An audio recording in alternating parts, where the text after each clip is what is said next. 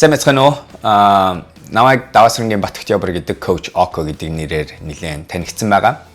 Би өнөөдөр өөрөө дэлхийн тэргүүлэх хурцгуур програм мөн хөрөнгө оруулалтын сан болох Techstars гэдэг нэртэй Америкийн нэгдсэн улсын 17 жилийн түүхтэй санд ахлах захирлыг хийж ажилладаг байгаа. Би энэ компанид одоо 11 жил ажиллаж байна. Энэ 11 жилийн хугацаанд ерөнхийдөө би нэг жил болгоно нэг ойролцоогоор 200-аас 300 ширхэг дэлхийн үүсгэн байгуулагч стартапуудтай тулж ажиллах боломж надад олддог байгаа.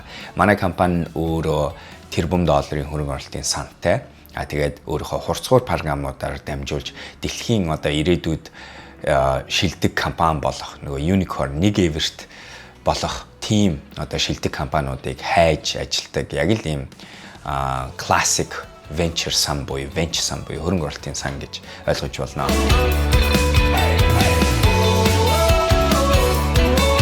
Тэгэхээр 8 хэсгээ тайлбарлавал эхний хичээл нь бол яхахгүй 8-га задлсан, orientation гаргасан, хүлээлтийг тодорхойлсон, ер нь үндсэн одоо хандлагууд болон ажиллаа эхлэхийнхээ өмнө хэдүүлээ юу гэж байгаа ярих ийм хичээл байх болно. Тэгээ ер нь бол хэдүүлээ юунаас эхлэхээр ер нь энэ бизнес эхлүүлээ, стартап эхлүүлээ гэж ер нь яах гэсэн ямар шалтгаанаар юм. Хүн өнөөдөр аливаа зүйлийг зөв шалтгаантайгаар эхэлчих юм бол тэрийгэ тесэн дийлэх, төсвөр хатуужилтай байх, тэрнийхээ ард гарах гэдэг одоо яг зөв хүчин байх юм бол гаргаж чаддаг. Буруу шалтгаанаар бизнес эхлүүлчих юм бол тэгээд ерөнхийдөө хараад ахна амжилтгүй байх магадлал нь илүү өндөр байна. Тэгэхээр идлээ тэнцэнс эхлэн үнээсээ цаашаа халиад ирэнгуут чинь тэр гаргаад байгаа санаа чинь хаанаас гарсан, тэр асуудлыгаа зөв сонгож олж эренбилж чадсан юм уу? Эсвэл дутуу залхуурсан байдлаар бизнесийн санаагаа олсон болов уу? Тэгээ мэдээч хэрэг одоо энэ дээр 0-оос яриад байх хэрэггүйс ерөн санаа хаанаас гардгийг, ямар санаанууд зүгээр байдгийг, хөрөнгө оруулалт талаас авч явж байгаа хүний хатлаас энэ гэх мэт энийг ярина. За үүнээсээ цаашлаад хэдүүлээ ерөнхий одоо 8 хэсгүүдээ ярих юм бол зах зээл чинь юу юм? Бизнесийн модель дотор байдаг 3 үндсэн зүйлээ ярина. Тэр нэг бараа бүтээгдэхүүн үйлчлэгээ хэрхэн үүсгэхийн гэдэг байгаа. Тэгээд тэрийг үүсгэхийн дотор ярихаар чинь үйлдвэржилт, бүтээгдэхүүн хөгжүүлэлт, яаж хийх юм, хаанаас хийх юм, юу оруулах юм, юу оруулахгүй, өрсөлдөх чадвар чи юу юм. Яг танаа тэр бараа бүтээгдэхүүний чинь гол одоо өөрийнх нь үнсэн гэж байгаа зүйл чинь юу юм, хүнд өгж байгаа тэр дийлшгүй хувь нэмрээ оруулж байгаа асуудлыг шийдэж өгж байгаа тэр шийдэл нь юу юм гэдэг тухай ярих болно. За тэгээд тэрнээсээ чаашлангууд чинь хэдүүлээ тэр бараа бүтээгдэхүүн үйлчлэгийг нийт хийчих юм бол тэргээ зах зээл дээр хүрэх хэрэгтэй. Тэгвэл зорилтын зах зээл гэж хийн юм. За энийг хэдүүлээ яг тэр дотроо 3 дугаар хичээл дээр бол хэн мөнгө төлөх вэ гэж байгаа. Хэрэглэгч хийдэг дотор одоо бид нар өнөөдөр эхлээд болохоор яг тэр зорилтод тэр нэг цөөхөн байдаг тэр хэрэглэгчийгээ таних асуудал яригж байгаа.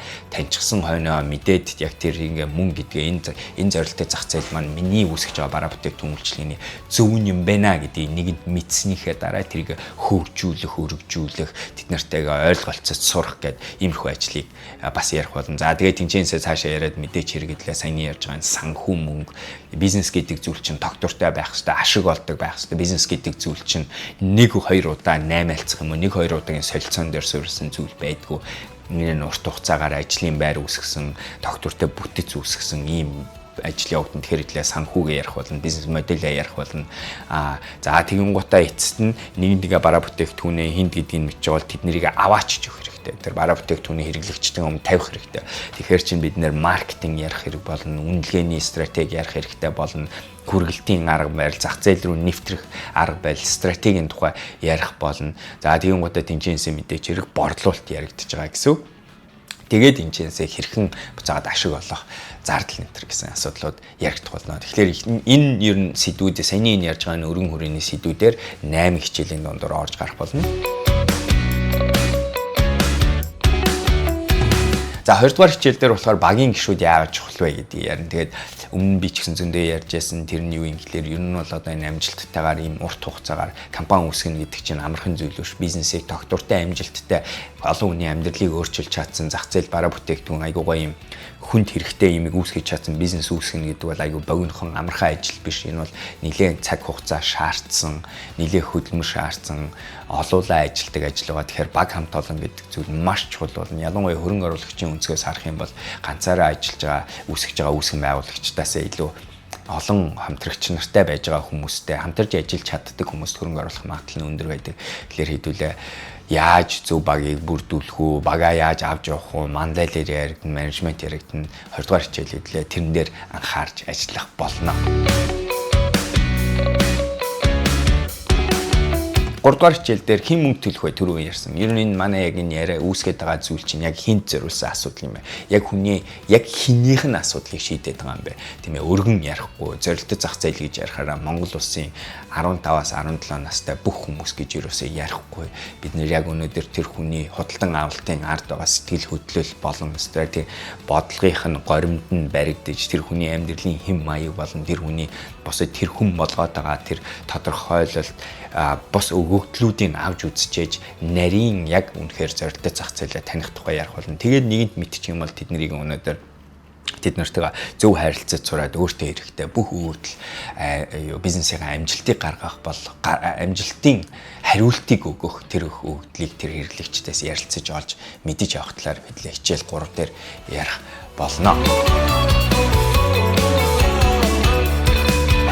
Хичээл 4 дээр тэгвэл нэгэн зөв зах зээл олчлоо, асуудлынхаа магадлалыг олчлоо бол одоо бид нэр хэдүүлээ product market fit гэж ярьдаг, MVP гэж minimum viable product гэж ярьдаг. Тэр бараа бүтээгдэхүүнийхээ өнөөдөр үн цэнийг зөвөр тодорхойлох асуудал ярьж байгаа.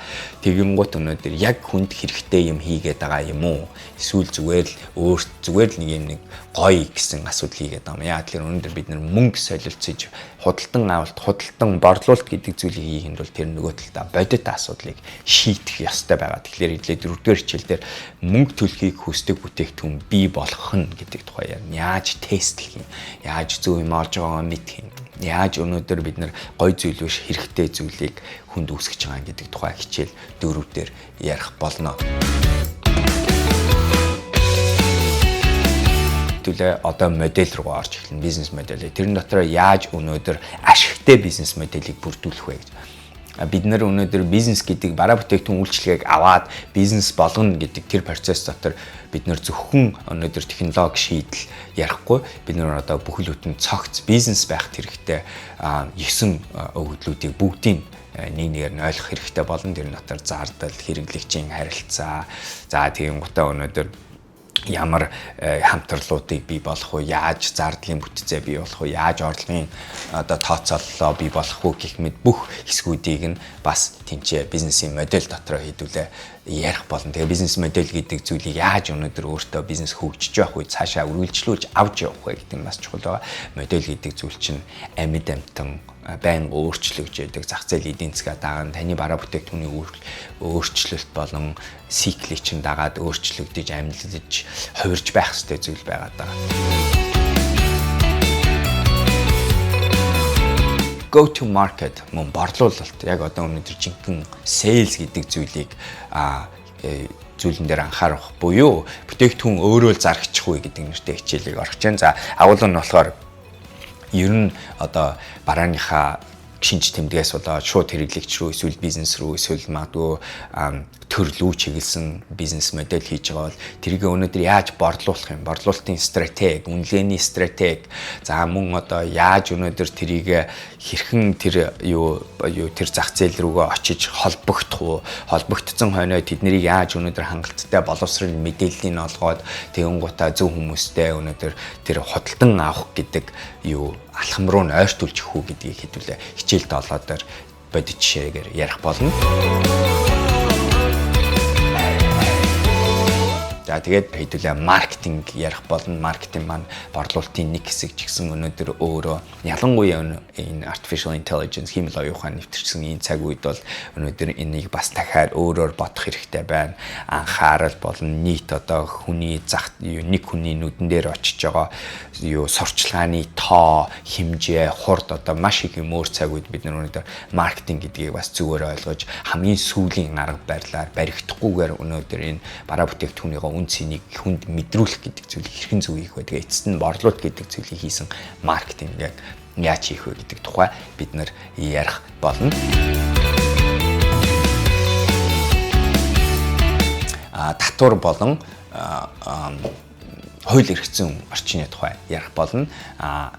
Угаасаа мэдж байгаа өнөөдөр хэдүүлэхнээ байж байгаа бодит бүтэц болоод хувирах тэр цаг үед бид нар өнөөдөр тэр тухайн нийгэм улс хотынхоо хууль эрх зүйн орчинд нь амьдрах болно.